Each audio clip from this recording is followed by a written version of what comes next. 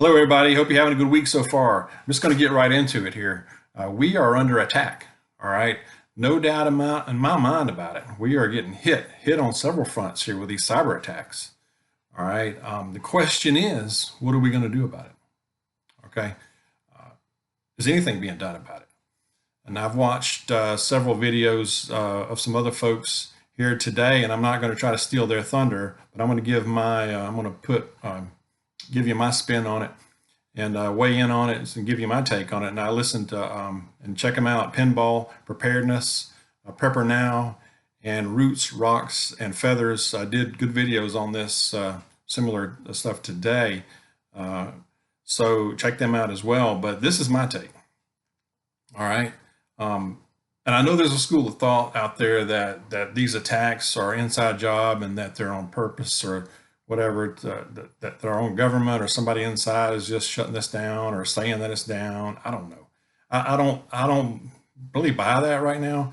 From my research and what I believe, at least right now, is that these are foreign actors. This is a foreign group of cyber attack people who are just good at this. They may be hired out or loosely, not directly tied to one of our foreign adversaries like Russia or China. But and from what I'm reading, they're based in Eastern Europe or in Russia. And they just have the backing. They may have the backing of Russia, so they're a proxy of them. So, but they're hitting where we're vulnerable. They're hitting some vital lines of ours. So just recently, I mean, just last month, you had the gas pipeline. They crippled. You know, you see what that did. And now the meat processing plant, JBS or group, and that's worldwide. That's affecting the whole supply chain. Okay, so I think it's been about 3 days now since they've been down. And I know they were talking about them being operational today on Wednesday, but we don't really know for sure. We're not getting details, at least not yet. So even one day, even 1 or 2 days of disruption from them could really cause a kink in the whole supply chain and the processing of that, of the meat. Okay. And then today I'm hearing about communication.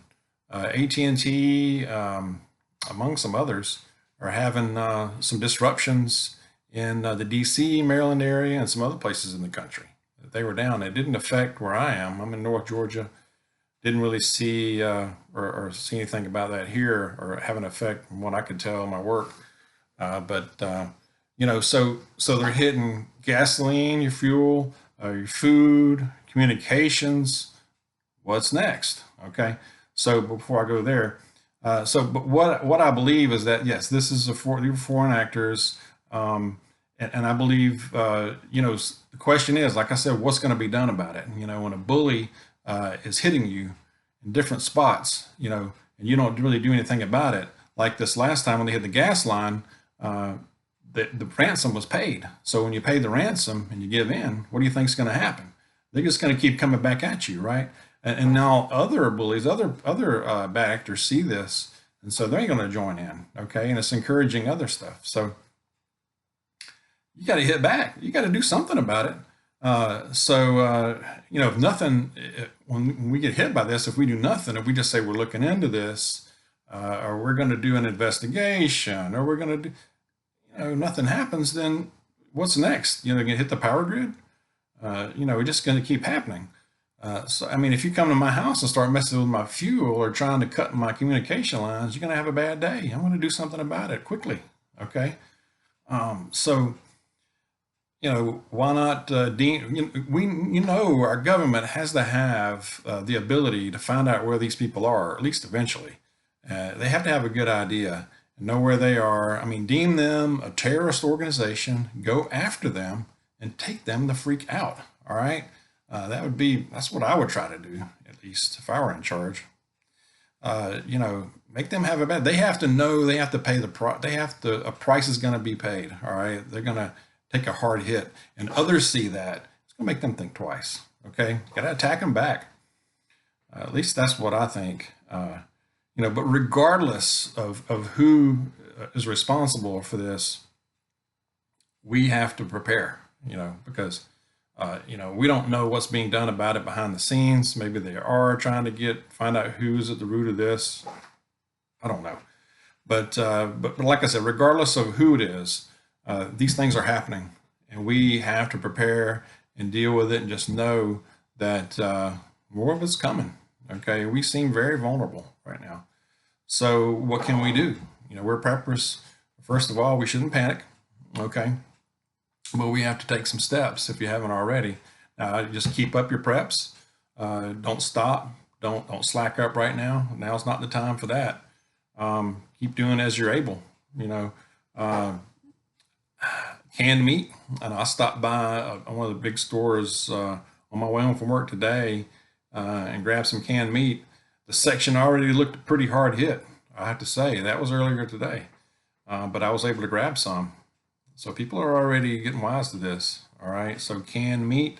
Make sure you're getting your water secured. All right.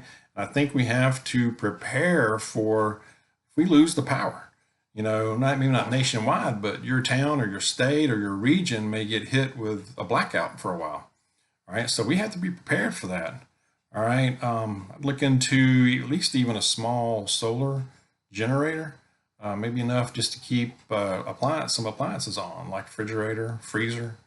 I know we've got our freezer pretty much full of some stuff. So other things we have to prepare. We have to have a mindset and prepare for being able to be okay without the internet or our communications, as well as the power, okay, because they could be going after all this stuff. All right. And, things like books, your how-to books, gardening, your maps, print that stuff, make sure you keep that stuff around, your how-to books, your maps that you may have in your car or put away somewhere, get them out, make sure you have them handy. You might need them. Okay, we might not have GPS tomorrow or the next day. So be thinking like that. Also, make sure your flashlights have batteries. If you don't have a good flashlight, go get one now. I almost bought one. I saw some flashlights at the Dollar Tree. I think I'm going to grab a couple of them for $1. They didn't look bad. If anybody's bought those, let me know what you think about them. But they were about that big, and they look pretty decent for $1. But anyway, so stock on your flashlights, your batteries for that, candles. Check your stock of this. Lighters, fuel, maybe some extra gasoline, if you have a way to store it, of course. Lighters, like I said, is big. Or propane, maybe. Oil lamps, that kind of stuff. So I think it's important to prepare as best we can, and just think try to think as if we can, what we can do to prepare in case the lights go out overnight. Okay. My fear is they're going to wait till we get into July or August, where most of the country is in heat. You may have fires going on out there in the West, and then cut the power, especially in those places. Can you even imagine? All right. But anyway, I've probably gone on too much here on a little rant. But anyway, you have a good rest of your evening or morning, wherever it is. Let me know in the comments. Let me know what you think about this, and maybe what you're doing different or just continuing to do to prepare for this. Let me know what you think is next. Are they going to try to hit next here? All righty. Take care. God bless you. See you soon.